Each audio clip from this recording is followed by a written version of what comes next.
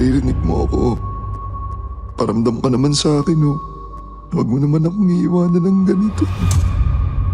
Hindi ba yun yung dalagitan na bagong libing lang? Yung naaksidente at naputulan ng hita? Gagawin ko ang lahat para ibalik siya. Kahit na sa ano pang paraan. Kwentong Takip Silim.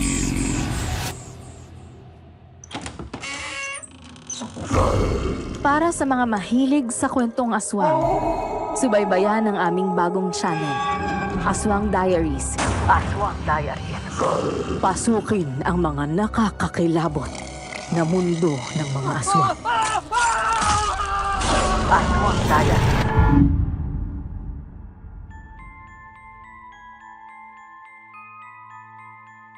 Magandang araw sa lahat ng mga tagapakinig ng channel na ito. Tawagin niyo na lang ako sa pangalang Jed. Sa ngayon ay 65 years old na ako at masayang namumuhay kasama ang aking pamilya at mga apo. Nang mapakinggan ko ang mga kwento ng ating mga kababayan sa channel na ito, ay naisipan ko rin na mag-share ng aking natatangi at nakakatakot na karanasan na nangyari sa akin sa Capiz maraming taon na ang nakakaraan. Karanasang nababalot ng hiwaga at kababalaghan.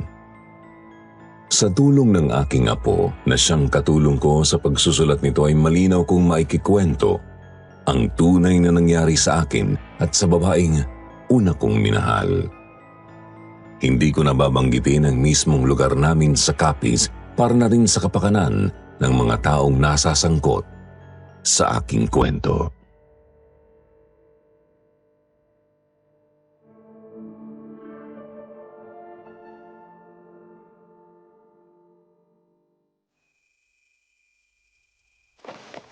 Maris, 3 taon na tayong magkatipan at sa palagay ko sapat na yung mga panahon yun para magpakasal na tayo. Meron na din naman ako naipon para sa kasal natin. Sige, gusto ko na nga rin na magpakasal na tayo. Pero alam mo naman ang mga matatanda, gusto na sa ayos ang lahat. Kailan niyo babalak pumunta sa amin? Bukas ng gabi pupunta kami sa inyo. Kasama ko si Nainay at Itay. Plano ko kasi na magpakasal tayo sa darating na Hunyo. Wow! Maganda ang buwan ng June. Magiging June bride ako. Sige, ipapaalam ko na rin kina Itay ang plano natin para alam nila na darating kayo. Matutuwa tiyak si Inay. 'Di ba? Matagal na rin naman niya sinasabi na magpakasal na tayo para makita na nila ang kanilang magiging apo. Nang sumunod nga na gabi ay kasama ko na ang aking mga magulang nang magpunta sa bahay ni na Mariz. Nagdala din kami ng pagkain para may mapagsaluhan kami habang nag-uusap. Nagluto ng palitaw sa latik si Inay, mayroon ding kutsinta, adobong itik at kanin. May dala rin kaming 5 malalaking bote ng soft drinks. Naging maayos naman ang pag-uusap ng aming mga magulang at kagaya nga ng aming usapan ni Mariz, napagkasunduan ng aming mga magulang na ikakasal kami sa 2nd linggo ng Hunyo.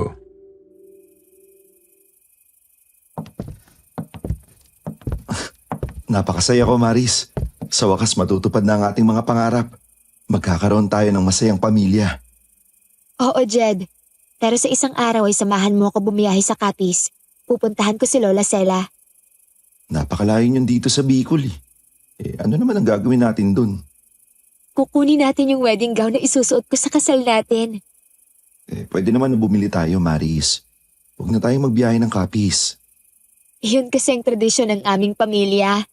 Ang pamanang wedding gown na iyon ay isinuot din ni Inay noong ikinasal siya. Kaya naging maayos at masagana ang pagsasama nila ni Itay. Naniniwala kami na swerte talaga sa buhay at pag-ibig ang wedding gown na yon. Pero ang balita kasi ang lugar nyo sa Capiz nakakatakot. Parang kinakabahan ako eh.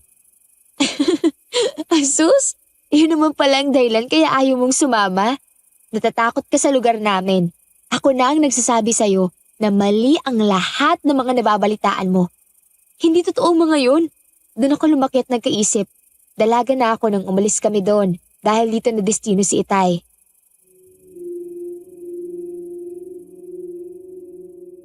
Kinausap din ako ng inay ni Mariz na iyon talaga ang tradisyon ng kanilang pamilya. Kaya gusto kong matuloy ang aming kasal ay kailangan kong samahan si Mariz sa Capiz para makuha ang wedding gown at isama na rin pabalik sa Palawan si Lola Sela na siyang magbibigay ng huling basbas sa amin ni Mariz. Dahil talagang mahal ko si Mariz ay nagdesisyon ako na samahan siyang bumiyahe sa Capiz kahit naalanganin akong pumunta roon. Nang sumunod na araw ay kumuha na kami ni Mariz ng tiket sa barko at nang dumating ang petsang nakalagay sa amin ng tiket, sumakay na kami sa barko para magbiyahe.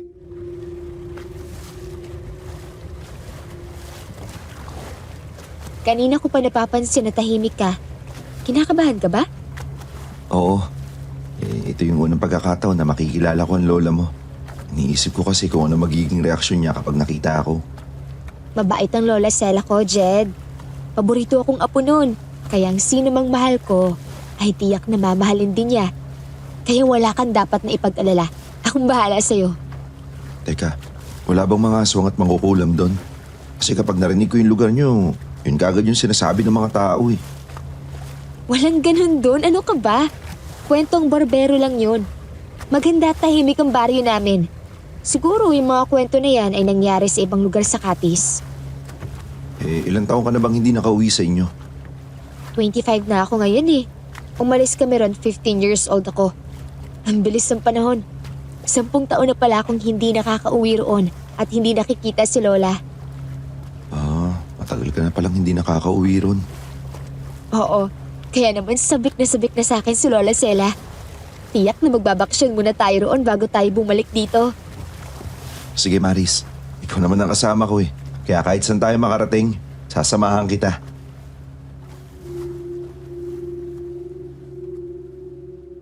Yumakap sa akin si Mariz. Niyakap ko din siya ng mahigpit.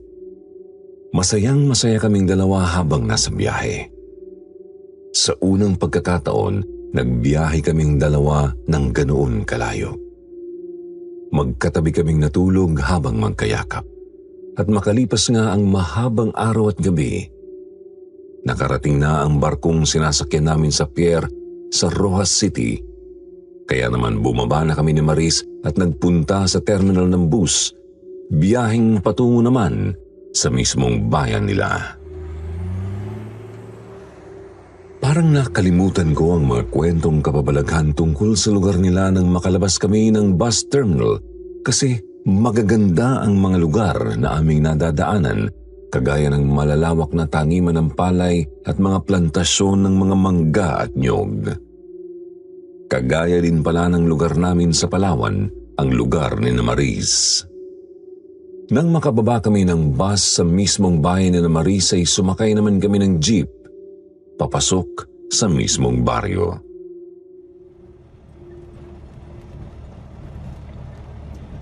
Bakit natahimik ka na naman? Anong iniisip mo? Liblib na pala yung baryo nyo dito sa Capiz, no? Napakalayo na nito sa bayan eh. Oo, talagang malayo na to sa bayan. Yung baryo namin malapit sa bundok at kagubatan, kaya sagana sa mga prutas.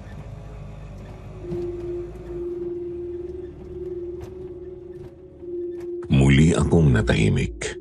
Paano nga ay napansin ko na lahat ng mga kaharap namin na nakasakay sa jeep ay nakatingin sa amin. Seryoso ang lahat. Pero kapag titignan ko sila ay iiwas naman sila ng tingin sa akin, kaya naman kinabahan ako.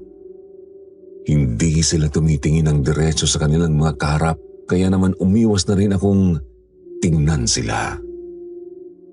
Tumingin ako sa labas ng bintana ng jeep at naramdaman ko ang presko at malamig na simoy ng hangin. Paano nga ay puro kakahuyan at kabundukan na ang dinadaanan namin.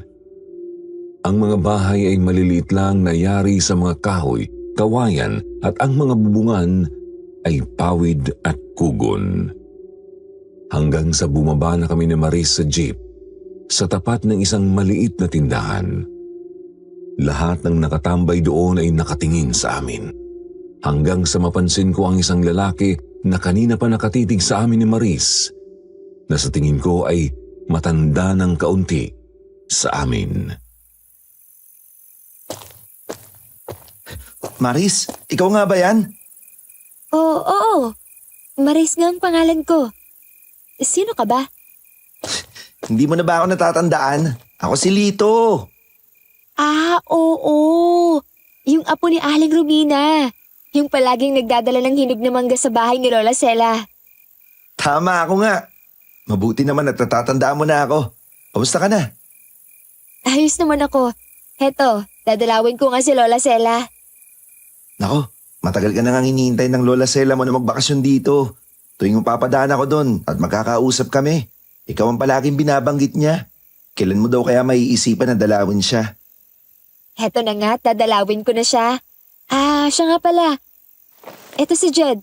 Napapangasawa ko. Jed, siya si Lito. Kababata ko. Kamusta pare? Mabuti naman at sumama ka dito kay Maris. Oo. Dadalawin kasi namin si Lola Sela at tuloy ay kukunin namin yung wedding gown na ipapasuot niya kay Maris sa kasal namin. Wedding gown? Maris, mag-aasawa ka na? Oo, at itong si Jed ang mapapangasawa ko. Nakita ko na nawala ang sigla sa mukha ni Lito. Tiningnan siya ni Maris tapos ay ibabalik ulit ang tingin sa akin. Pero hindi siya tumitingin ng diretso sa amin ng matagal. Pilit na nga ang mga ngiti niya nang magpaalam sa amin. Parang bigla siyang nalungkot kaya naman inakbayan ko na si Maris lalo pa nga at nakita kong nakatingin pa din sa amin ang iba pang naroon. Naglakad na kami ni Maris palayo sa kanila hanggang sa makarating kami sa tapat ng isang malaking bahay na yari sa matitibay na kahoy. Parang yung bahay Kastila. Sa totoo lang, yun lang ang nakita ko na magandang bahay sa lugar na yun. Ito na ang bahay namin. Tayo nang pumasok at hanapin natin ang Lola Sela ko. Ang laki pala ng bahay niyo dito, no? Kahit medyo luma na. Lola Sela? Lola Sela! Nandito na po ako.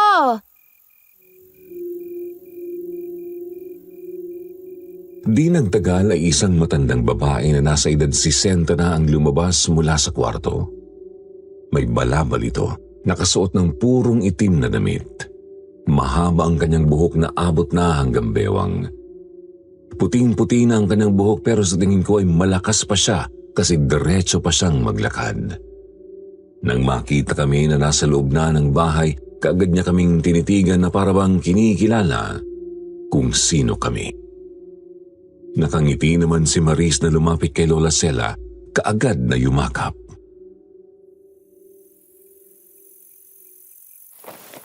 Kumusta ka na po, Lola Sela kong maganda? Alam niyo bang namimiss ko na kayo ng sobra?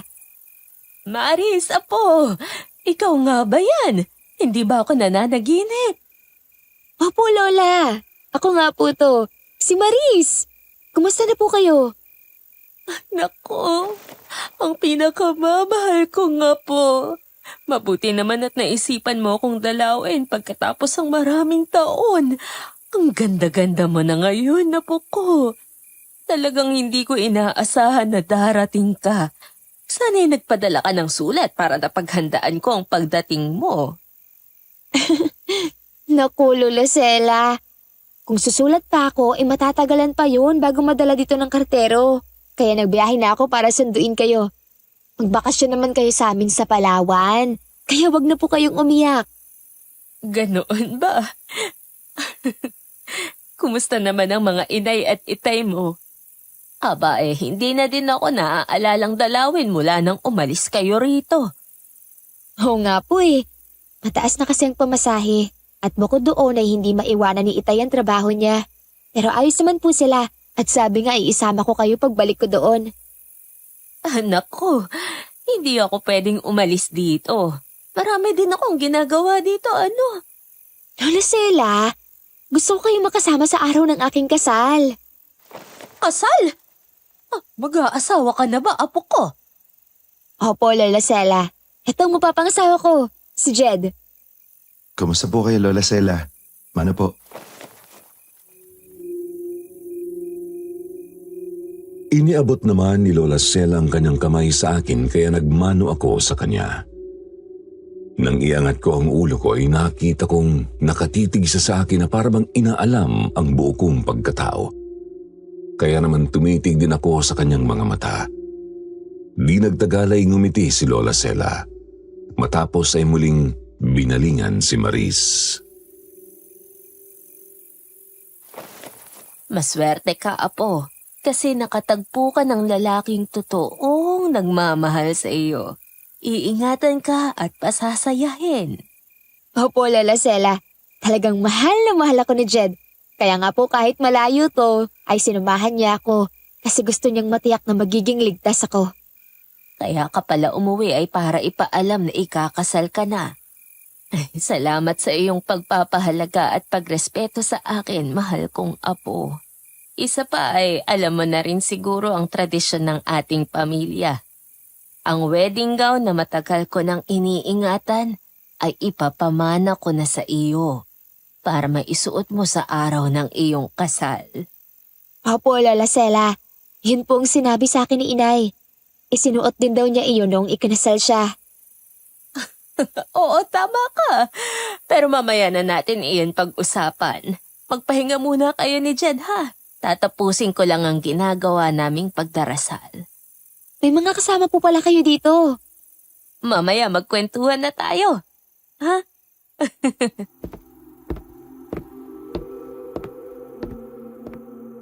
Muling pumasok sa kwarto si Lola Sela. Nang sumilip kami ni Marisa ay nakita namin na mayroon nga mga tao sa kwarto. Mga babae at lalaki na lahat ay nakasuot ng mga itim na damit. Lahat ay nakaluhod at taimtim na nagdarasal.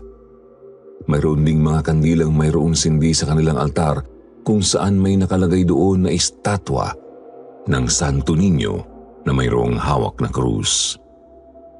Nang isara na ni Lola Sela ang pintuan ay nagpunta kami ni Maris sa terrace ng bahay.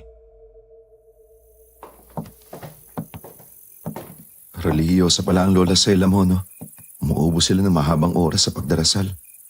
Oo, ganoon sila lalo na kapag mayroon silang hinihiling na gustong matupad. Kulang na kulang ang maghapon para sa pagdarasal nila. Yung silito, napansin ko kanina na masaya nung makita ka. Pero biglang nalungkot nung malaman na ikakasal ka na. Meron ba kayo nakaraan? Ay, nako Jed. Yung si Lito ay nanligaw dati sa akin. Pero bata pa ako noon. 15 anyos. Gusto daw niya ako kaya palaging nagdadala dito ng mga prutas at kung ano-ano. Pero hindi ko naman siya nagustuhan. Hanggang sa umalis na nga kami dito at malipat sa Palawan. Kaya pala ganun ang reaksyon niya kanina. Oo, kaya wala kang dapat ipag-alala. Ikaw ang mahal ko at pakakasalan ko. Ilang araw lang tayong mamamalagi dito. Tapos, babalik na tayo sa Palawan. Sana lang ay sumama sa atin si Lola Sela.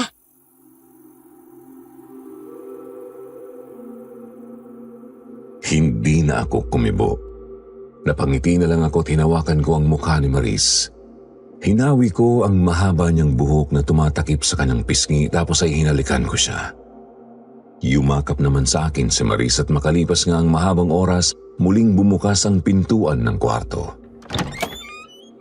Lumabas doon si Lola Sela at ang mga kasama niyang naroon na nagdarasal. Nagpaalam na ang mga iyon kay Lola Sela pero naiwanan ng dalawang babae na medyo bata pa. Nagpunta sa kusina ang mga iyon at nagluto ng pagkain. Natuwa si Maris nang malamang ang dalawa pa lang yun ay ang mga pinsan niya na sina Angela at Victoria.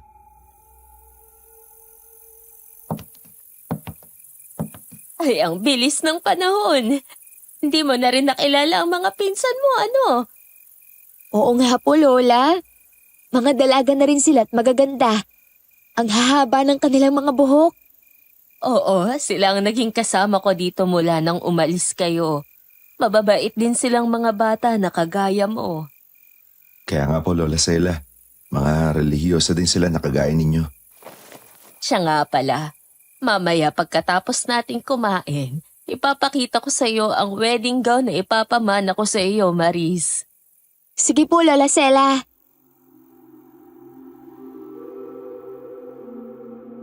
Makalipas ang halos 1 oras ay lumabas na mula sa kusina ang mga pinsan ni Maris at lumapit sa amin. Sinabi na nakahanda na ang pagkain kaya naman sabay-sabay na kaming nagpunta sa kusina. Sa mahabang lamesa na naroon ay nakahain ang mga nilutong ulam ni na Victoria. 2 klase, tinolang manok at adobong karne ang nakahain doon. Mayroon din malalaking hinog na mangga at saging. O Jed, kumain kayong mabuti ni Maris ha. Alam kong mahaba ang naging biyahe nyo. Opo, Lola Sela. Talagang dadamihan ko yung kain kasi nga paborito ko yung tinolang manok. Manok na labuyo yan. Dinala dito ni Lito. Maris, natatandaan mo ba yung kababata mo na si Lito? Palagi yung nagdadala dito ng prutas at hayop na nahuhuli niya sa gubat. Opo, Lola Sela. Nakita na po kami kanina. Sa kanya galing yan. O siya, kumain na tayo.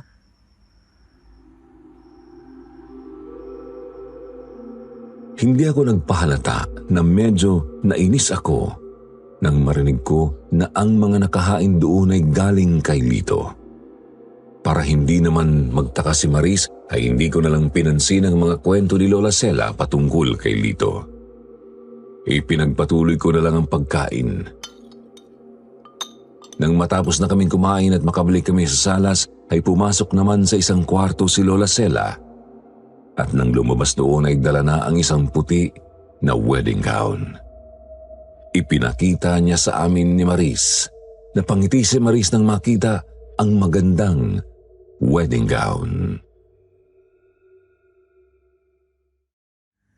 Pamana sa akin ng aking inay ang maswerteng wedding gown na ito. Isinuot ng iyong ina sa kanyang kasal at ngayon, ipapamana ko naman sa iyo para maging masagana at maligaya ang iyong magiging buhay sa piling ni Jed. Lola Sela. Salamat po. Tama nga ang sabi ni Inay. Napakaganda ng wedding gown na to. Mabuti naman at nagustuhan mo, Apo. Sa tingin ko naman ay kasyang-kasya sa iyo ito. Halos magkasukat lang naman kayo ng katawan ng inay mo noong ikasal siya. Tama po kay Lola Sela. Halos magkasing laki lang po sila ng katawan kaya sakto lang yan kay Maris. Pwede naman po na isukat ko na para malaman natin kung sakto nga sa akin. Para kung may adjustment ay magagawa ng paraan. Naku, Apo, wag mong gagawin ang magsukat ng damit pang kasal kasi malas iyon. Hindi daw matutuloy ang kasal. Paano nga pong malalaman kung kasya sa akin? Baka kung kailan oras na ay saka natin malalaman na maliit pala o kaya naman ay malaki sa akin. Madali lang yan. Tumalikod ka tapos ay ilalapat ko sa balikat mo at likod itong damit pang kasal para makita natin ang haba at lapad nito.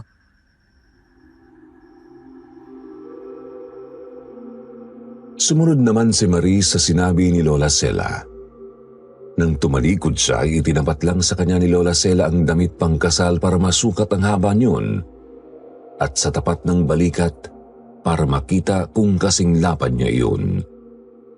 Di nagtagal, napangiti si Lola Sela. Sa tingin ko ay kasya naman sa iyo ito, Apo. Magkasing lapad ang balikat at singhaba mo ang damit, kaya hindi ka na dapat mag-alala.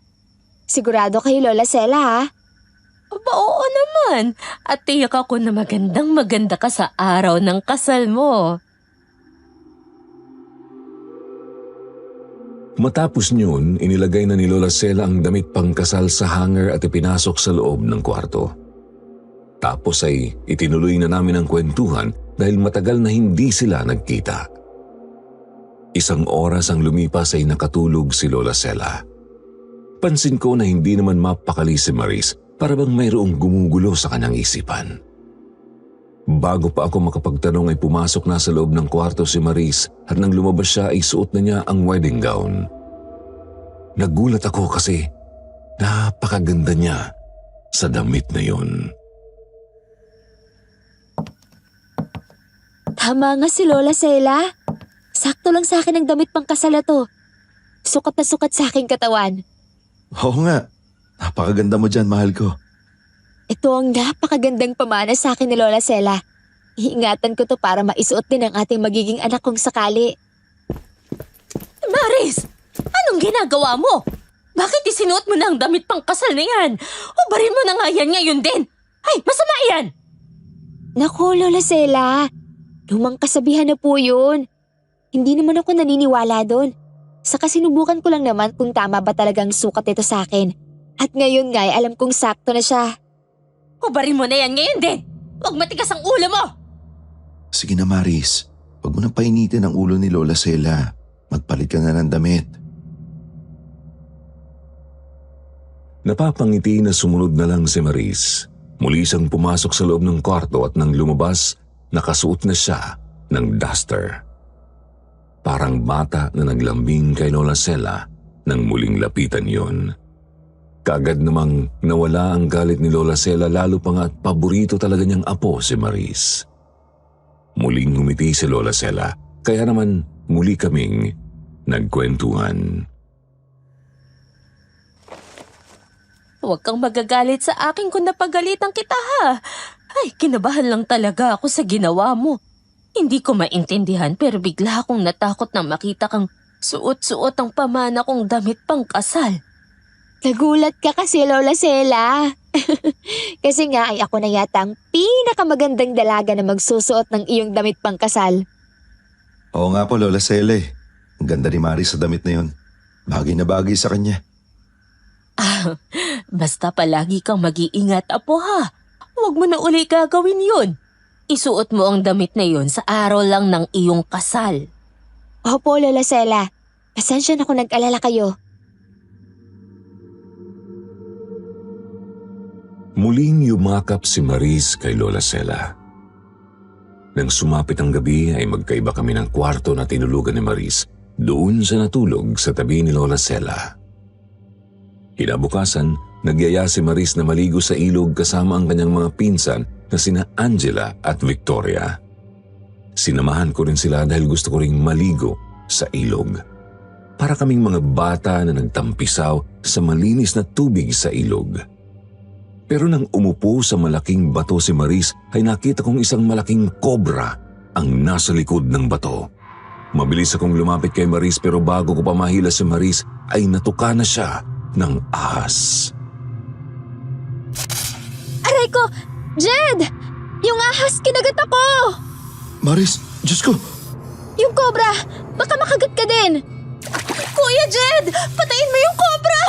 Naku po! Makamandag ang ahas na yan! Mag-iingat ka! Lumampot ako ng malaking bato at pinukul ko ang kobra. Nang tamaan yun sa katawan ay umatrasyon. Kumuha ulit ako ng malaking bato at ibinagsak ko sa ulo niyon. Nasapul ang kobra. Nadurog ang ulo. Kaya naman nilapitan ko si Maris at pinunit ko ang aking damit para gawing panali sa hita niya. Matapos ay sinipsip ko ang nagdudugo niyang binti na nakagat ng kobra. Jed, nahihilo na ako. Nanginginig na ang katawan ko. Maris, kaya mo yan. Lakasan mo ang loob mo. Sandali, sisipsipin ko yung kamandag ng kobra sa sugat mo. Hindi na yata matutuloy ang kasal natin. Parang hindi ko na matutupad ang mga pangako ko sa'yo. Maris, huwag kang magsalita ng ganyan. Hindi ka mawawala sa akin. Pumasang ka sa akin. Dadaling ka namin sa ospital. Kaagad nga na pumasan sa akin si Maris. Katulong ko sina Victoria at Angela ay umahon kami sa ilog. Nagmamadali ang bawat hakbang ng aking mga paa. Tuliro na ang aking isipan. Puno na ng kaba ang aking dibdib kaya patuloy ko siyang kinakausap habang pasan-pasan ko siya. Maris, malapit na tayo sa bahay ni Lola Sela. Konting tiis na lang. Jed, mahal na mahal kita. Maris, mahal na mahal din kita. Kaya lumabang ka ha. Huwag ka matutulog. Oo, kaya ko to. Magpapakasal pa tayo, di ba? Pero kasunod yun ay naramdaman kong bumitiw na si Maris sa pagkakakapit sa akin. Bumagsak ang kamay niya. Ramdam ko din na parang mahuhulog na siya kaya tumigil ako sa pagtakbo at nilingon ko sina Victoria at Angela. nakita ko na pareho na silang umiiyak. Kaya ibinaba ko na si Maris at nakita kong nakapikit na siya. Sa bibig niya ay lumabas na ang itim na dugo at ang mga ugat niya sa mukha ay nakita kong galit na galit. Epekto ng kamandag ng kobra. Nahilam na sa luha ang aking mga mata habang ginigising ko si Maris, lalo na nga at naramdaman kong nanglalamig na ang mukha niya. Maris, ang daya mo naman eh. Sabi mo magpapakasal pa tayo. Sabi mo hindi mo ako iiwan. Pero bakit iniwan mo ako, Maris? Gumising ka. Huwag mo naman gawin sa akin to.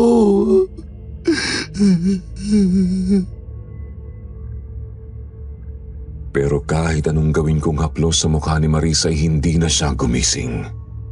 Nang damahin ko ang kanyang pulso ay tahimik na yon. Wala na ring tibok ang puso niya, katunayan na patay na nga siya. Kaya naman lalong lumakas ang aking pag-iyak. Paulit-ulit kong isinisigaw ang pangalan ni Maris. Umaalingaw-ngaw sa kakahuyan ng aking pag-iyak at pagsigaw. Matagal akong namalagi na kalong-kalong si Maris. Hindi pa rin ako makapaniwala na sa isang iglap, wala na siya. Hanggang sa tapikin ako ni Victoria at sabihin iuwi ko na si Maris kasi alam na ni Lola Sel ang nangyari. Kasi nauna nang umuwi si Victoria.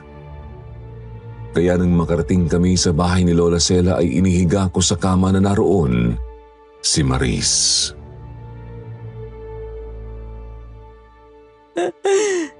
Bakit pinabayaan niyo si Maris? Bakit hindi niya nakita na may ahas pala doon? Patawarin niyo po ako. Hindi ko siya nailigtas. Hindi ko siya nahila agad kaya natuklaw siya ng kobra. Ang walang iyang kobra na yon. Nasaan na siya, Jed? Nasaan na siya? Buhay pa ba ang walang hiya na yon? Patayin na po, Lola Sela. Pinatay ko na. Sinipsip ko na rin ang kamandag sa sugat niya pero mabilis pa rin kumalat ang kamandag sa katawan niya kaya nangyari to. Apo ko! Maris! Bakit naman napakalupit sa atin ang kabalaran? Kung kailan ka umuwi rito sa kapag nangyari ito? Paano ko ba ito ipapaliwanag sa iyong inay? Tiyak na sisisihin niya ako sa nangyari. Ako po may kasalanan, Lola Sela. Hindi po ako naging maingat. Sabi ko na kasi sa iyo, huwag mong isukat ang damit pang kasal dahil malas iyon. Hindi ka nakinig. Tingnan mo tuloy ang nangyari sa iyo.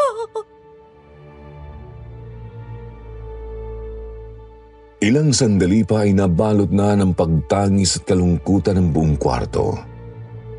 Patuloy na iniyakan ni Lola Sela si Maris kahit ang mga pinsan niyang sina Angela at Victoria ay patuloy ang pagtangis dahil sa nangyari. Ako naman ay impit na umiyak habang hawak ang malamig na kamay ni Maris. Nang makita ko na kalmante na si Lola Sela, ay saka ko siya muling kinausap.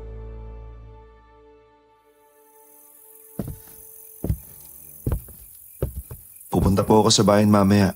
Magpapadala po akong telegrama sa amin at sa pamilya ni Maris. Sasabihin ko po yung nangyari. Wag mong gagawin iyan, Jed. Hindi nila dapat malaman ang nangyari kay Maris. Pero Lola Sela, ang mga inay ni Maris, mag-aalala po yung mga yun. Mas magagalit sila sa inyo kapag hindi natin ipinaalam yung nangyari. Bigyan mo ako ng kaunting panahon. Ibabalik ko si Maris. Hindi ako papayag na mawala sa akin ang pinakamamahal kong apo. Huwag mo munang ipapaalam sa kanyang mga magulang. Ako ang bahala. Pero Lola Sela, Mahal mo din ang aking apo, hindi ba? Ayaw mo din na mawala siya sa buhay mo, hindi ba? opo Lola Sela, Mahal na mahal ko si Maris. Pwes, sundin mong sinabi ko. Walang dapat makaalam ng nangyari kay Maris kung hindi tayo lang. Gulong-gulo ang aking isipan. Mahal na mahal ko si Maris. Hindi pa rin ako makapaniwala na wala na siya. Kaninang umaga lang, masaya pa kaming magkasama, pero ngayon, wala na siya. Na kahit anong sabihin ko ay hindi na makakasagot pa. Naputol ang aking pag-iisip nang sabihin sa akin ni Lola Sela na lumabas muna ako dahil papalitan nila ng damit si Maris. Kaya naman lumabas ako ng kwarto. Katulong ni Lola Sela sina Victoria at Angela sa pagbibihis kay Maris. Makalipas ang mahabang oras, binuksan ulit ni Lola Sela ang kwarto kaya pumasok ako at nakita kong suot na ni Maris ang damit pangkasal. Nilagyan na rin siya ng pulbos sa mukha at inayusan na rin. Tingnan mo ang aking apo na si Maris, Jed. Para ba siyang natutulog, hindi ba? Talagang napakaganda niya. Opo, Lola. Talaga maganda si Maris.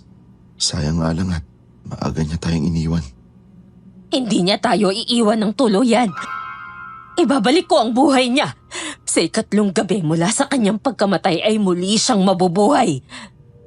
Lola Sela, ano pang sinasabi niyo? Paano pang mabubuhay ang isang patay? Mabubuhay siya, Jed.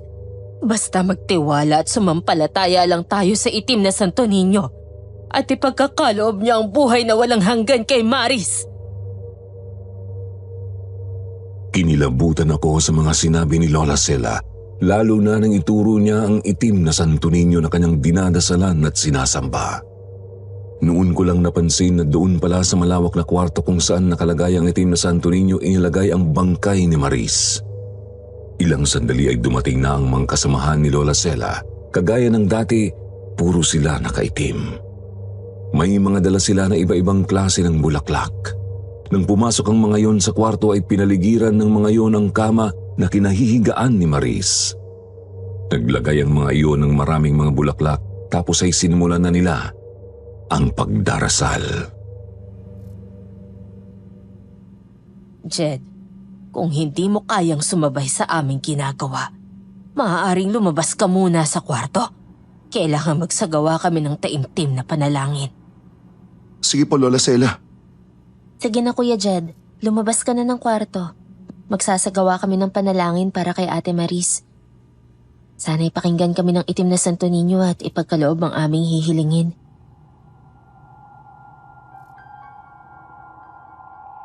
Nang lumabas ako ng kwarto ay hindi naman ako gaanong lumayo.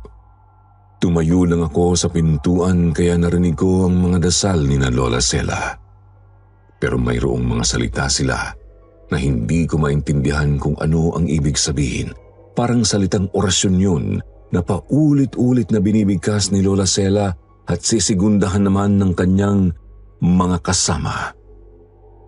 Paminsan-minsan ay sumisilip ako sa kanila kung saan nakikita ko na taimtim nilang sinasamba ang itim na Santo Niño, tapos ay itataas ni na Lola Sela ang kanilang mga kamay na parang binabasbasan ang bangkay ni Maris. Halos buong magdamag ay ganoon ang kanilang ginagawa. Hindi ko namalayan na nadaig na pala ako ng antok. Nakatulog ako habang nakaupo sa gilid ng pintuan. At nang ako ay magising, mataas na ang araw. Kaagad akong pumasok sa loob ng kwarto at nilapitan si Maris.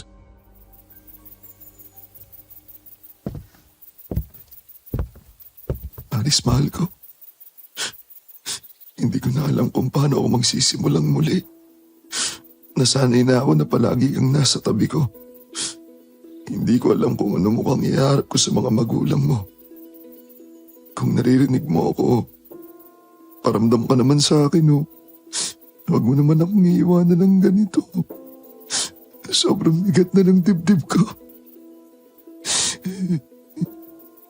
Sumampalataya ka at manalig sa itim na Santo Niño at mabubuhay si Maris. Muli natin siyang makakasama. Lola Sela, Sana nga po mangyari yung sinasabi niya para muli natin makasama si Maris. Hindi ako mabubuhay nang wala siya. Sa ikatlong gabi, mabubuhay si Maris. Tinitiyak ko iyan sa'yo, Jed.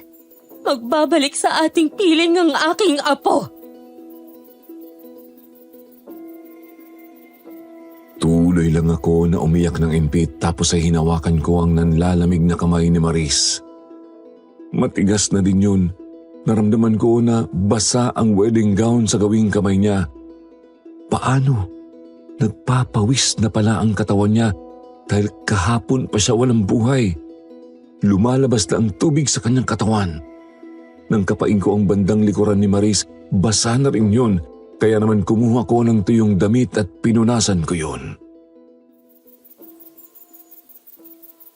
Lola Sela, kailangan na po natin dali sa punerarya si Maris para maimbalsa mo. O kaya naman, ilibing na lang po natin siya. Nagpapawis na po yung katawan niya eh. Huwag kang hangal, Jed. Ang pagpapawis ng katawan niya ang katunayan na babalik pa siya. Muli natin siyang makakasama. Huwag kang magkulang sa pananampalataya sa itim na Santo Niño upang ipagkaloob niya ang ating kahilingan. Pero Lola Sela, alam ko masakit ang pagkawala ni Maris. Kagaya niyo, mahal na mahal ko rin siya. Pero kalooban na ng may kapalan nangyaring to. Siya ang may kaloob ng buhay at siya lang din na may karapatang kunin yun. At siya lang din na nakakaalam kung sino sa mga anak niya ang muli niyang bubuhayin at pagkakalooban ng buhay na walang hanggan. Umiiyak si Lola Sela nang yakapin ang bangkay ni Maris. Wala akong magawa kung hindi ang hawakan na lang ng balikat ni Lola Sela. Umiyak na lang din ako habang pinagmamasdan ang bangkay ng pinakamamahal kong babae. Hanggang sa mabilis na lumipas ang 2 araw at sa ikatlong gabi na patuloy na pagdarasal ni Lola Sela ay wala pa ring pagbabago kay Maris. Kaya muli kong kinumbinsi si Lola Sela na alisin namin doon ang bangkay ni Maris. Ganoon din naman ang sinabi ni Lito nang dumating doon at malaman ang nangyari. Lola Sela, magpapahukay na po ako bukas ng paglilibigan ni Maris. Ay namamagana po ang kanyang katawan. Kailangan na po natin siya maiayos. Sinabi ko na sa iyo, Jed. Mabubuhay ang aking apo, kaya hindi mo siya pwedeng ialis dito. Hindi ako papayag. Pero Lola Sela, hindi niyo ba nakikita? 3 araw at 3 gabi na mula nang mamatay si Maris. Hindi niyo ba nakikita? Wala namang pinagbago sa kanya. Patay na po si Maris. Dapat na po natin yung tanggapin. Tama si Jed, Lola Sela. Walang silbi ang ginagawa mong pagdadasal. Ang isang namatay na ay hindi na mabubuhay pa ng sinasamba mo. Wala naman siyang kakayahang ibigay ang mga hiling mo. Tumigil kayong dalawa. Mabubuhay ang aking apo na si Maris. Alam ko yan.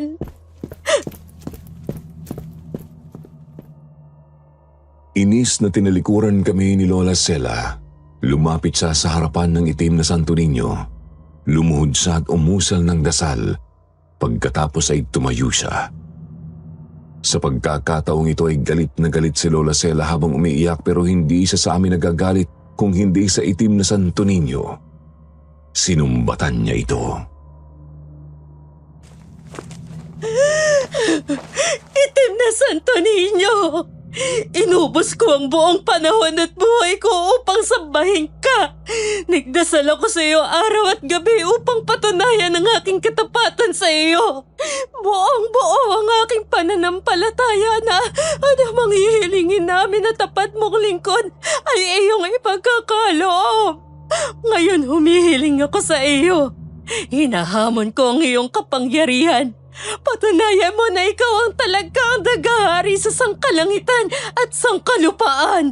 Tuparin mo ang aking hiling. Ipakita mo ang iyong kapangyarihan. Buhayin mo ang aking apo. Hinahamon kita. Buhayin mo si Maris kung talagang makapangyarihan ka. Lola Sela, tumigil na kayo. Huwag niyong hamunin ng poong lumikha. Kung hindi mo makakayanang tuparin ang aking hiling, mawawala ang aking pananampalataya sa iyo. Hindi ka pala totoo!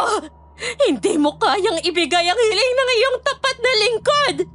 Wala kang silbi!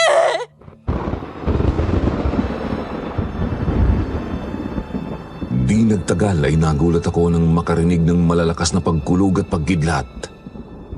Kasunod ang pagbuhos ng malakas na ulan, patuloy pa rin ang pag-iyak namin ni Lola Sela. Patuloy pa rin hinahamon ni Lola Sela ang kapangyarihan ng itim na Santo Niño. Sa totoo lang ay nangingilabot ako sa mga bagay na sinasabi niya habang kumukulog at kumikidlat ay umihip ang malakas na hangin. Kaya naman ang mga ningas ng mga kandila at ilawang naroon ay nangamatay. Tuwing kikidlat naman at lilikha ng liwanag ay naaaninag ko ang mukha ni Maris. Paminsan-minsan ay napapatingin din ako kay Lito. Nakita ko ang kakaibang ngiti niya. Lola Sela, tama na po. Wala na tayong magagawa pa. Bukas na bukas po magpapahukay na ako ng paglilibigan ni Maris. Para mo na nga, Ma. Ibalik mo ang buhay ng aking apo. Kung hindi ba yun magagawa, tatalikuran na kita. Hindi na ako sasamba sa'yo kahit na kailan. Tama lang yan, Lola Sela. Bakit mo sasambayin ng San Diyos na walang kakayang ipagkaloob ang kahilingan mo? Naging tapat ka sa kanya, tapos wala siyang kayang ibigay sa'yo? Wala kang silbi! Sayang ang mga panahong sinamba kita. Nagsisisi ako dahil ginugol ko ang buong panahon ko sa iyo. Para sa aking apo naman ang inihiling ko kasi mahal na mahal ko siya. Pero hindi mo ipinagkaloob. Naging tapat ako sa iyo. Bakit hindi mo maibigay ang kahilingan ko? Bakit? Sumpain ka! Lola Sela, tumigil na kayo. Huwag niyong insultuhin ng may kapal. Huwag niyong hamunin ng poong lumikha. Matakot kayo sa mga sinasabi niyo. Muli ay kumulog ng malakas, kasunod ng malalakas pang kidlat na nagbibigay ng liwanag sa madilim na kwarto. Nang mapalingon ako kay Maris ay nagulat ako nang makitang parang nakadilat na si Maris. Pero dahil saglit lang ang liwanag nalikha ng kidlat ay inisip ko na namamalikmata lang ako.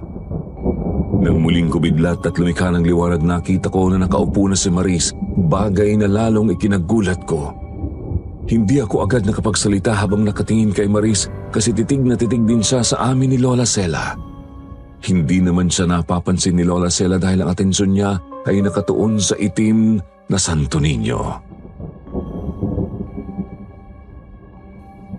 Lola Sela, si Maris po. Alam ko, hindi na siya magbabalik. Hindi ako dininig ng itim na Santo Niño. Hindi niya pala kayang ibalik ang buhay ng aking apo. Lola Sela, si Maris po. Bumangon. Ano? Si Maris ba ang sinabi mo? Opo, tignan niyo. Nakaupo na si Maris. Hindi ba Lito? Oo, Lola Sela. Tignan niyo si Maris. Nang lingunin nga ni Lola Sela si Maris ay bumakas ang ngiti sa mukha ni Lola Sela. Nakikita ko yun sa tuwing kikidlat. Tuwang-tuwa siya pero takot naman at kilabot ang bumabalot sa buo kong katawan ng pagkakataong ito. Nagtatalo ang aking puso at isipan sa nangyayari. Natutuwa ang aking puso dahil buhay na ulit ang babaeng mahal ko pero ang aking isipan ay mayroong takot sa nangyayaring kababalaghan. Kasi nga ay 3 araw at 3 gabi nang patay si Maris dahil sa kamandag ng kobrang kumagat sa kanya. Maya-maya sinampal ko ang aking sarili para alamin kung totoo nga ba ang nangyayari. Nang maramdaman ko ang sakit sa pisngi ko ay natiyak kong gising nga ako. Kaya hinanap ko ang posporo at sindihan ulit ang mga kandilang naroon. Nang magliwanag ay nakita kong nakalapit na si Lola Sela kay Maris. Yun naman ang pagkakataong umalis si Lito. Apo ko! Salamat at nagbalik ka na sa amin. Kung alam mo lang kung gaano ako nasaktan nang mawala ka. Pero ngayon ay pinasaya mo na akong muli. Maris, mahal ko. Nagbalik ka na sa amin. Oo, Jed. Nagbalik na ang aking apo. Dininig ng langit ang aking kahilingan. Akala ko wala talaga siyang kakayahang ibigay ang hiling ko pero ito na. Natupad na. Maris, apo, gusto mo bang kumain? Magpapaluto ako. Anong gusto mo, ha? Magsabi ka lang. Victoria! Angela! Boy na si Maris! Nang marinig ni na Angela at Victoria ang aking sigaw ay nagmamadali din silang pumunta sa kwarto at nakita nga nila na nakaupo na si Maris. Nakadilat ang mga mata at nakatingin lang sa iisang direksyon. Hindi kumikibo si Maris kahit marami na kaming kumakausap sa kanya. Nanatili lang siyang tulala at nakatingin sa iisang direksyon. Lola Sela, bakit hindi sumasagot si Maris? Bakit nakatulala lang siya? Galing sa malayong paglalakbay ang kanyang kaluluwa, kaya alam ko na pagod siya. Bigyan natin siya ng pagkakataong makapagpahinga. Maris, mahal ko. May masakit pa ba sa'yo? Sabihin mo sa akin kung may kailangan ka, ha? Jed, pabayaan na natin siyang magpahinga. Ihiga na lang ulit natin si Maris upang makapagpahinga siya. Sige po, Lola Sela. Siya nga pala. Nasaan na si Lito? Hindi ko na siya naharap kasi mabilis ang mga naging pangyayari. Umalis na po siya, Lola. Hindi na po siya nagpaalam kasi nga na kay Maris na po ang inyong atensyon. Napangiti na lang si Lola Sela tapos ay tinulungan ko siya na ihiga si Maris. Noon ko naramdaman ang nanglalamig pa ring katawan ni Maris nang hawakan ko siya sa balikat. Nang haplusin ko ang mukha niya ay nakita ko ang bahagyang luha sa kanyang mga mata, kaya pinahid ko yun ng aking daliri. Nagtataka ako kasi hindi ko naramdaman na humihinga si Maris. Nang makahiga na siya ay pumikit na si Maris kaya naman pinagmasdan ko lang siya ng matagal. Nakita ko ang kasiyahan ni Lola Sela kaya hindi ko na sinabi ang mga napansin ko. Ayokong masira ang kasiyahan niya sa pagkakataong ito. Lumabas na ako ng kwarto ni Maris. Lumabas na rin sila ni na Victoria at Angela. Magpahinga ka na sa kabilang kwarto, Jen. Magpapahinga na rin ako. Wala na tayong dapat na ipag-alala kay Maris. Opo, Lola Sela. Pumunta na ako sa kabilang kwarto. Nang makapasok ako roon ay nakita ko na nakabukas ang bintana ng kwarto at pumapasok doon ang liwanag ng buwan. Sumikat na iyon pagkatapos ng malakas na ulan. Lumapit ako sa bintana, isasara ko na sana iyon nang mapatingin ako sa labas ng bakura ni Lola Sela. Sa malaking puno ng santol ay mayroon akong naaninag na nakatayo roon na biglang tumakbo nang makita akong nakatingin sa kanya. Kaya nang makuha ko ang flashlight na naroon din sa kwarto ay kinanglawan ko ang direksyong yun. Wala naman akong nakita na kahit ano. Nang umihip ang hangin at gumalaw ang mga sanga ng puno ay nakagawa ng anino ang mga iyon dahil sa liwanag ng buwan. Kaya naisip ko na baka anino lang ng dahon ang nakita ko. Kaya isinara ko na ang bintana at nahiga sa papag na naroon. Nakakaramdam na ako ng antok nang muli akong mapabalikwas nang makarinig ako ng kaluskus mula sa kwarto ni Maris. Kaya bumangon ako at sumilip doon. Noon ko nakita ang isang anino na tumalon palabas sa bintana ng kwarto ni Maris.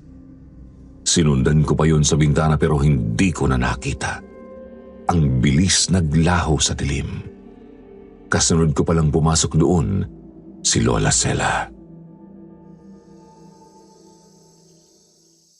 Kaya naman pala may kumakaluskos dito. Ikaw pala yun. Sabi ko naman sa iyo ay magpahinga ka na. Kakapasok ko lang po, Lola Sela. May narinig nga akong kaluskus dito kaya pinuntahan ko si Maris. At may nakita po akong parang anino na galing dito at tumalon sa bintana. Isinara ko kanina itong bintana . Bakit nakabukas na? Sabi ko nga po sa inyo, may nakapasok dito eh. Nang pumasok ako, tumalon siya dyan sa bintana. Para lang siyang isang anino. O siya, isara mo na lang ulit yung bintana at magpahinga ka na.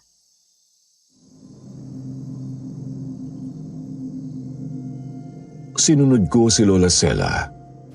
Isinara ko ang bintana ng kwarto ni Maris tapos ay muli akong lumabas ng kwarto niya at nagtungo sa kabilang kwarto para magpahinga. Nakahiga na ako pero hindi pa rin ako makatulog. Iniisip ko ang nakita ko sa kwarto ni Maris. Parang anino ng tao pero napakabilis naman niyang nakatalon sa bintana at naglaho sa dilim. Muli akong tumayo at sumilip sa bintana. Naisip ko lang na baka yung nakita ko kanina sa tabi ng puno ng santol at aninong nakita ko sa kwarto ni Maris ay iisa. Kaya kinabahan ako. Naisip ko ang mga kwento tungkol sa aswang. Lalabas sana ako ng kwarto pero nakita kong hindi rin pala makatulog si Lola Sela. Lola Sela, tingin ko po, aswang yung nakita ko sa kwarto ni Maris. Kaya hindi ako dapat magpabaya. Kasi mahina pa si Maris. Hindi siya makakalaban kung sasalakayin siya ng aswang. Dapat hindi ako matulog. Ako na lang ang matutulog sa tabi niya. Naisip ko na iyan. Ang mga aswang dito sa Capiz, madalas nilang binibiktima ang mga may sakit at mahihina. Sige na, ako nang bahala sa apo ko. Sige po, sumigaw lang po kayo kung kailangan nyo ng tulong ko, ha? Oo na, magpahinga ka na.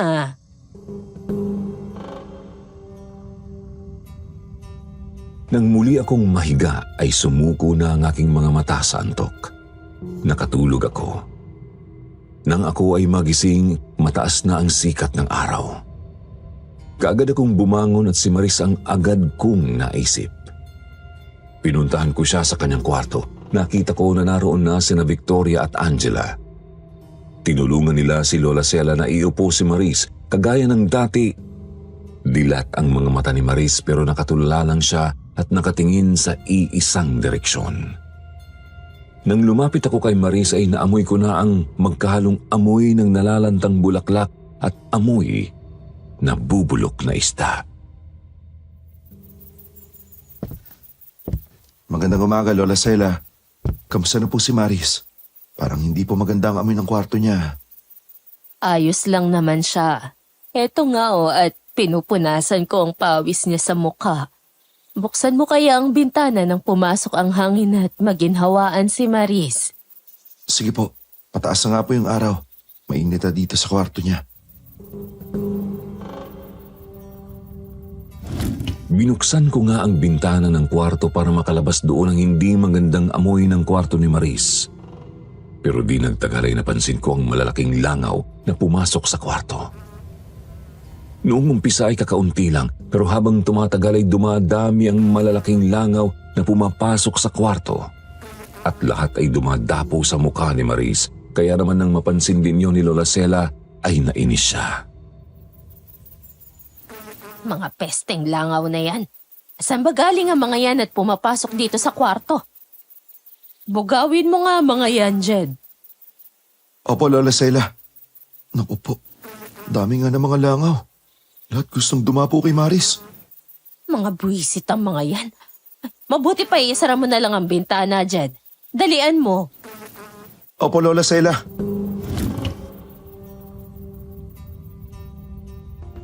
Mabilis kong isinara ang bintana ng kwarto pero ganoon pa din ang nangyari. Sa pintuan naman ng bahay dumaan ang mga langaw. Lahat ay dumadapo kay Maris. Pero si Maris walang reaksyon kahit na nga dumadapo na sa kanyang mukha ang langaw.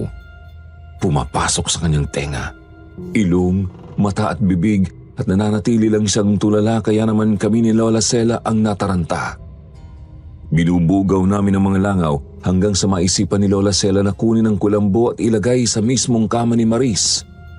Kaya naman ang mga langaw na napakarami ay nagdapuan sa kulambo. Meron po ba kayong mga bunot ng nyug dito? Yung pong balat ng bunga ng nyug? Yun po kasi yung magandang pantaboy sa mga langaw. Oo, meron nandoon sa labas.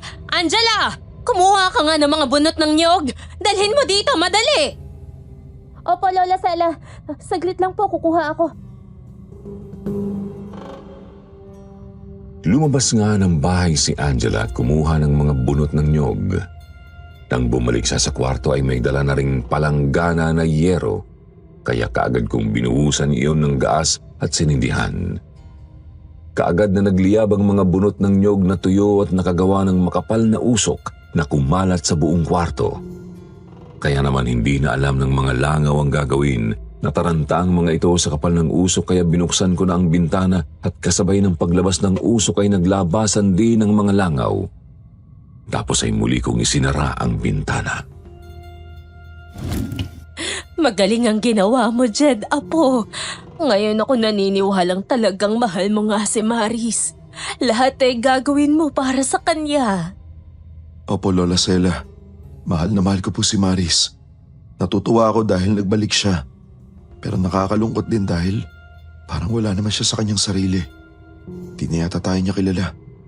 Tulala lang siya at kung dadamay niyo yung katawan niya, wala pa rin po siyang pulso. Wala na akong pakialam sa iba pang bagay, Jed. Ang mahalaga ay nakikita kong narito si Maris at kasama natin.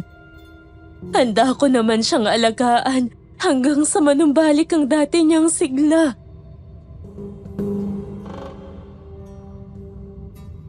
Napabuntong hininga na lang ako habang nakatingin kay Maris na hindi man lang kumukurap. Nang mahawi ang makapal na usok ay nakita kong nagbalikan na ulit ang mga langaw. Pero hindi na nagawang dapuan ng mga ito si Maris hanggang doon na lang sila sa ibabaw ng kulambo. Nang sumunod na mga araw ay pangamba ang aking naramdaman. Nang lapitan ko ang nakahigang si Maris, nakapikit siya pero gumagalaw na ang mga labi niya. Akala ko ay magsasalita na siya, pero hindi pala. Gumagalaw ang labi niya, likha ng mga uod sa kanyang katawan na unti-unti nang nabubuhay. Kasi nabubulok na ang katawan ni Maris. Napasigaw ako nang makitang lumabas sa bibig ni Maris ang mga uod. Lola Sela! Lola Sela! Bakit ba ang aga-aga ay sumisigaw ka? Bakit ba? Si Maris po, naglalabasan na ang mga uod sa katawan niya. Anong nangyari? Bakit ganito? Kahapon ay ayos naman siya. Maris! Apo! Gumising ka, apo ko! Lola, nabubulok na po yung katawan niya kaya naglalabasan ng mga uod. Patay na talaga si Maris. Pansamantala lang po siya nagbalik para pagbigyan kayo. Tumigil ka! Kesa dumakdak ka ng dumakdak ay tulungan mo na lang ako rito. Kumuha ka ng palanggana na mayroong tubig at saka bimpo at pupunasan ko siya. Dalian mo! Opo, sige po Lola. Kumuha nga ako ng maligamgam na tubig at bimbo tapos ay bumalik ako kay Lola Sela. Kaagad naman niyang pinunasan ang mukha ni Maris. Inalis ang mga uod na lumalabas sa bibig ni Maris. Pero nang punasan niya ang pisngi ni Maris ay sumama ng dumikit sa bimpo ang nababaklas na balat sa pisngi ni Maris. Bagay na ikinagulat ni Lola Sela. Muli siyang napaiyak nang makita na naglalabasan na rin sa mga mata ni Maris ang mga uod. Napansin din ni Lola Sela na kumakatas na ang katawan ni Maris, basang-basa na ang suot na wedding gown. Tawagin mo sina Angela at Victoria. Dalian mo! Sabihin mo na tulungan ako na bihisan si Maris. Lola Sela, nagsisimula na maagnas sa katawan ni Maris. Tignan niyo yung pisngi niya. Nabalatan na ng punasan niyo ng bimpo. Ang mga uod at bulate sa katawan niya naglalabasan na. Nagsisimula na rin po siyang bumaho. Lola, ilibing na po natin siya. Sundin mo ang mga sinasabi ko. Tawagin mo sina Angela at Victoria. Sabihin mo na tulungan ako bihisan si Maris. Sige po. Nang lumabas ako ng kwarto ay hinanap ko sina Angela at Victoria. Naabutan ko sa kanilang kwarto na nag-iimpake na ng kanilang mga damit ang dalawa kasi daw ay aalis na sila doon kasi natatakot na silang matulog. Paano daw ay palagi na lang nilang nakikita si Maris na umiiyak at nagmamakaawa sa kanila. Nanlumo ako sa aking nalaman. Kung nakita nila ang multo ni Maris, ibig sabihin ay talagang patay na siya. Pero paanong nangyari na dumilat si Maris ng halos 2 araw? Hindi ko na nakumbinsi ang dalawa na manatili doon sa bahay kasi nga nagmamadali ng umalis dahil sa takot. Kaya nang balikan ko si Lola Sela, Wala na po sina Angela at Victoria. Umalis na po sila. Natatakot na sila kay Maris. Ang mga walang hiya! Ngayon sila kailangan ng pinsan nila pero ngayon pa sila umalis. Bakit sila matatakot kay Maris? Nakita naman nila na nakadilat siya. Tulala lang. Nabuhay siya likha ng itim na Santo Niño. Hindi po siya nabuhay, Lola. Dumilat siya likha lang siguro ng mga bakterya na nasa loob ng katawan na unti-unting nabubuhay dahil unti-unti nang nabubulok ang katawan niya. Isa ka pang hangal! Kitang-kita naman ang 2 mong mata na nabuhay siya, hindi ba? Binuhay siya ng itim na Santo Niño upang tuparin ang kahilingan ko, hindi ba? Nakasama pa natin siya ng ilang araw. Pero bakit nagkaganito na siya ngayon? Bakit wala na naman siyang buhay? At ang mga pesteng uod na ito, lumayo kayo sa katawan ng aking apo! Alis! Lola Sela, pakinggan niyo po ako.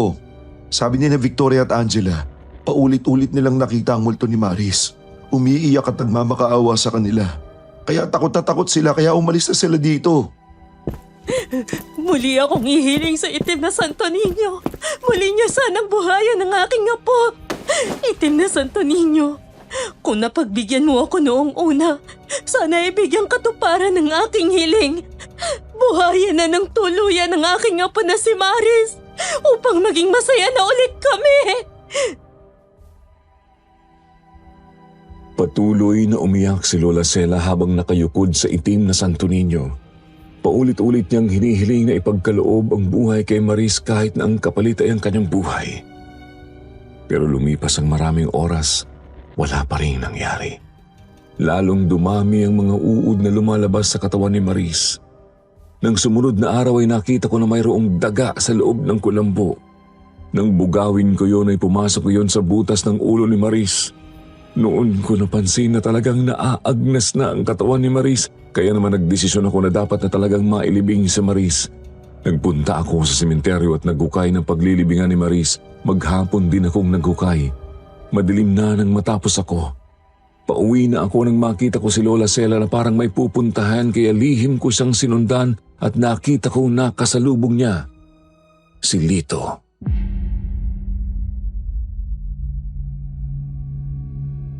Alam kong darating ang oras na paparito ka, Lola Sela. Naisip mo ba na ako ang dahilan kung bakit pansamantalang nabuhay si Maris?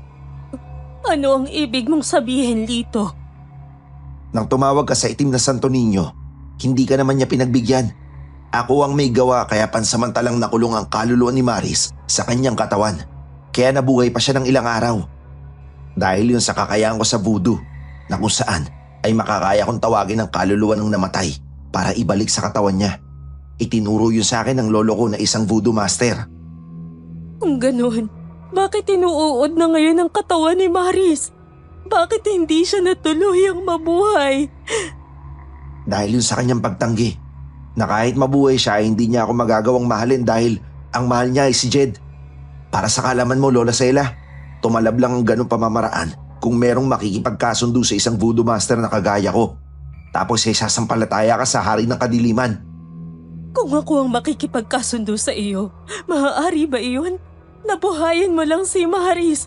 Payag na ako na ikaw ang mapangasawa niya. Gagawin ko ang lahat. Kahit sino, sasambahin ko mabuhay lang ang aking apo. Dapat ay noon mo pa ginawa yan, Lola Sela. Noon mo pa inisip na habang buo pa sana ang katawan niya. Hindi katulad ngayon na nabubulok na ang katawan niya. Pakiusa! Tulungan mo ako! Ano ang dapat kong gawin? Hindi ko naman kasi alam. Sana ay noon mo pa rin sinabi iyan. Hindi ba mahal mo rin ang aking apo? Sabihin mo sa akin, may paraan pa ba para muli siyang mabuhay? Kung makakakita ka ng taong kamamatay lang, pwedeng doon natin isalin ang kaluluwa ni Maris para muli siyang mabuhay at makasama mo. Ibig mo bang sabihin ay mabubuhay sa ibang katawan si Maris? Ganun na nga. Yun ay kung gusto mo lang na muli makasama ang apo mo, kahit na sa ibang katawan siya. Sige, papayag ako. Ang mahalaga sa akin ay muling makasama ang aking apo na si Maris. Mabuti kung ganun. Nagkakaintindihan tayo. At kung maaari, paalisin mo na sa bahay si Jed. Siya ang magiging hadlang sa mga gagawin natin. Sige, yan ang gagawin ko. Paalisin ko na si Jed. Hahanap ako ng bagong bangkay upang muling mabuhay si Maris.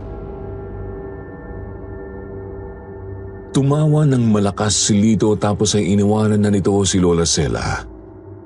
Kitang-kita ko naman ang pagiging desperada ni Lola Sela kaya bago niya ako makita ay umalis na ako sa aking pinagtataguan. Nagbalik ako sa bahay niya. Ang kwarto ni Maris ang agad kong tinungo at plano sana na alisin na doon para dalhin sa sementeryo pero inabutan ako ni Lola Sela. Saan mo dadalhin si Maris? Ililibing ko na siya, Lola Sela. Kailangan na niya magpahinga. May alam na akong paraan upang mabuhay siya. Anong paraan? Paraan ng kadiliman, Lola Sela? Nakahanda kayong talikuran ng poong lumika at sasampalataya sa hari ng kadiliman para lang mabuhay si Maris. Isasanla niyo ang kaluluwa niyo sa dyablo. Ano ba ang pinagsasasabi mo, Jed? Huwag na kayong magsinungaling pa, Lola Sela. Alam ko na ang totoo. Narinig ko ang usapan niyo ni Lito. May kaalaman pala siya sa karunungang itim dahil isang voodoo master ang lolo niya. Hindi ba kinaawa kay Maris? Tignan niyo ang nabubulok niyang katawan. Naglalabasan na mga bulati at uod. Ginagawa ng lungga ng mga daga ang katawan niya kasi kinakain na ang mga laman loob. At ang mga langaw, tuwang-tuwa nang dumapo sa katawan niya kasi gusto nila ng mabahong amoy. Lumayas ka sa pamamahay ko! Pabayaan mo na lang kami ng aking apo! Gagawin ko ang lahat para ibalik siya! Kahit na sa ano pang paraan! Lumayas ka! Wala akong nagawa kung hindi ang kunin ang aking mga damit. Inilagay ko sa aking bag at lumabas na ako ng bahay ni Lola Sela. Paglabas ko ng bakuran niya ay nakita kong naroon si Angela. Kinausap niya ako para doon muna ako tumuloy sa kanila. Huwag na daw muna akong umalis hanggang hindi na bibigyan ng maayos na libing si Maris dahil parang nawawala na sa sarili ang Lola Sela nila. Sabi pa ni Angela ay nagpadala na sila ng telegrama sa mga magulang ni Maris sa Palawan. Ipinaalam na nila ang nangyari. Sumang-ayon naman ako sa gusto ni Angela. Doon ako tumuloy sa kanila para patuloy kong masubaybayan si Lola Sela. Hanggang isang pagkakataon na wala si Lola Sela ay nagtulong-tulong kami ni na Victoria at Angela na balutin sa kumot ang bangkay ni Maris at dalhin sa sementeryo at inilibing.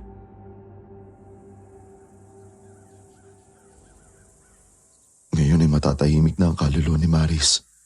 Nabigyan na ng maayos na libing ang katawan niya. Oo nga, kawawa naman si Lola Sela. Para na siyang nasisiraan ng bait. Magwawala yun sa galit kapag nalaman niya na wala na ang katawan ni Maris doon. Hayaan mo na siya. Alam ko na matatanggap din niya ang lahat kapag nagtagal. Kapag dumating ang mga magulang ni Maris, ipapaliwanag natin sa kanila ang nangyari. Oo, tama ka.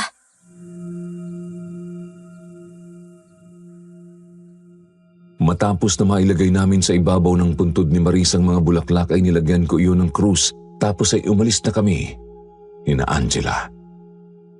Nang bumalik kami sa bahay ni Lola Sela ay galit na galit siya na pinalayas kaming tatlo sa paniniwalang nagsabwatan kaming tatlo laban sa kanila. Paalis na sana kami nang masilip namin ang isang kwarto kung saan nakita namin na may bangkay ng bata na nasa edad 16 ang naroon. Putol ang isang binti niyon pero kung pagmamasdan ng mukha ng dalagita ay maganda yun at medyo nahahawig din kay Maris.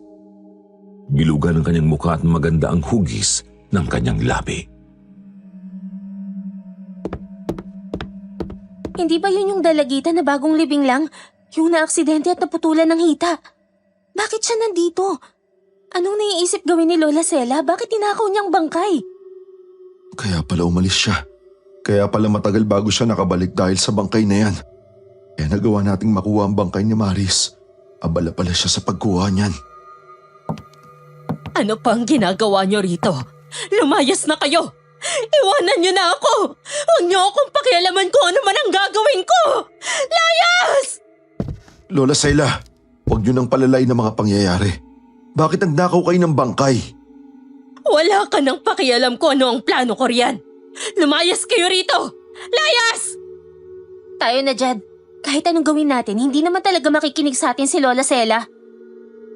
Magsama-sama kayong lahat. Mga wala kayong halaga sa akin. Si Maris lang ang kailangan ko. At muli siyang mabubuhay sa katawan ng batang ito. Kaya lumayas na kayo! Layas! Kinabahan ako sa mga huling sinabi ni Lola Sela. Kaya naman nang lumabas kami ng bahay ay isinara na niya ang pintuan. Nang makalabas na kami ng bakuran ni Lola Sela ay nakita ko nang dumating si Lito, kaya alam ko na sa tulong ni Lito ay isasagawa ulit nila ang pagtawag sa kaluluwa ni Maris para ikulong sa katawan ng bangkay na iyon na nasa bahay ni Lola Sela. Alam ko rin na isasagawa nila iyon mamayang gabi pagsapit ng kabilugan ng buwan. Kaya naisipan ko na hadlangan sila para tuluyan ang magkaroon ng katahimikan ang kaluluwa ni Maris. Nang sumapit ang gabi ay naganda na akong bumalik kina Lola Sela. Kinuha ko ang jungle bolo ni na Angela tapos ay nagpaalam na ako sa kanila.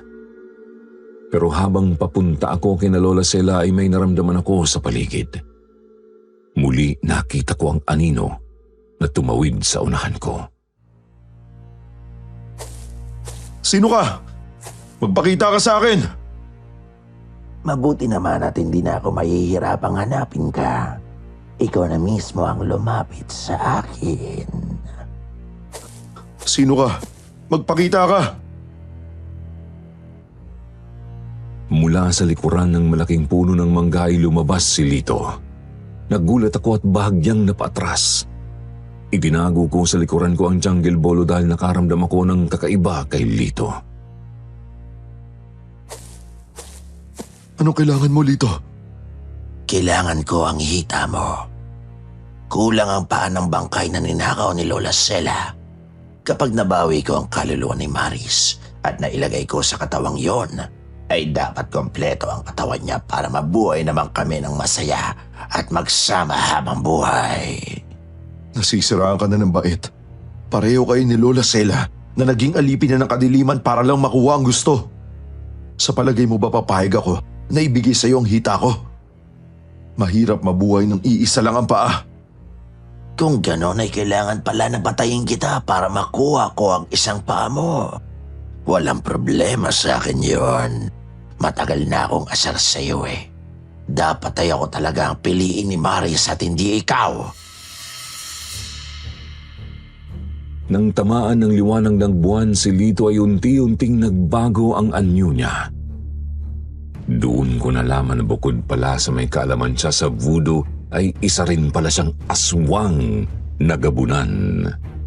Saglit na nagbalik sa aking isipan ang nangyari noong nabuhay si Maris kaya habang naggigirian kami ni Lito ay binanggit ko sa kanya ang mga bagay na gumugulo sa isipan ko.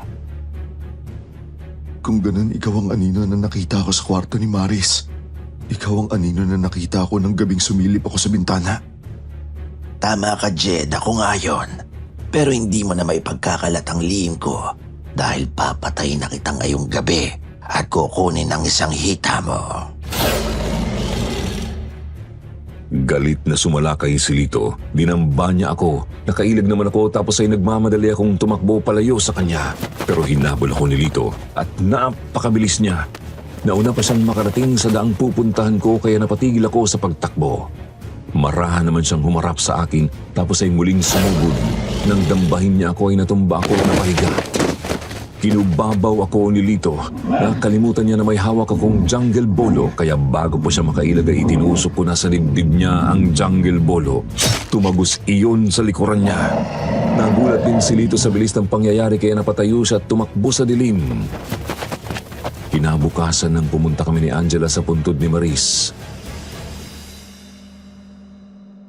Nabalitaan mo ba, Kuya Jed? Patay na daw si Lito. Natagpuan ng bangkay niya doon malapit sa ilog. Ganun ba? Ano daw ang kinamatay niya? Wasak daw yung dibdib eh. Hindi malaman kung kinagabaw o nabiktima siya ng aswang. Pero sa isang banda, tama lang sa kanya yun para di na niya guluhin pa ang isip ni Lola Sela. Oo nga eh. Nakakaawa na siya. Para na siyang nawala sa sarili. Siya nga pala, ito na ang huling dalaw ko kay Maris ha. Alagaan mo sana ang puntod niya. At pati si Lola Sela. Naputol ang usapan namin ni Angela nang makita ang isang matandang lalaki na umiiyak. Hinahanap ang bangkay ng apo niya. Nang matiyak namin na ang bangkay na nasa bahay ni Lola Sela ang hinahanap niya, ay isinama namin siya sa bahay ni Lola Sela. Nagsama na din kami ng ilang kapitbahay para mamagitan sa kanila. Ikaw talaga, Jed! Pasaway ka! Pati si Angela ay naging masuwayin sa akin nang dumating ka. Hindi niya naisip na sa tulong ng katawan ng batang ito ay muling mabubuhay si Maris. Lola Sela, totoong mahirap tanggapin ang katotohanan kapag ang isang taong mahal na mahal mo ay mawala. Pero wag nating kalilimutan na ang buhay na ibinigay ng Diyos sa atin ay siya lang din ang may karapatang bumawi. Kahit anong gawin ng isang tao, ang nakatakda ay nakatakda na. Walang sino man ang pwedeng bumago nun. Mas magiging maluwag ang ating dibdib kung tatanggapin natin ang mga nangyari. Hindi! Hindi ko kaya! Hindi ko alam ang gagawin ko kung wala ang aking apo. Mabubuhay si Maris. Alam ko yun. Tutulungan ako ni Lito. Lola Sela, si Lito po ay wala na rin. Patay na rin siya. Kaya ibigay niyo na sa matandang ito ang kanyang apo. Huwag niyo nang ipilit ang gusto niyo dahil wala na kayong magagawa pa kung hindi tanggapin ang katotohanan na wala na si Ate Maris.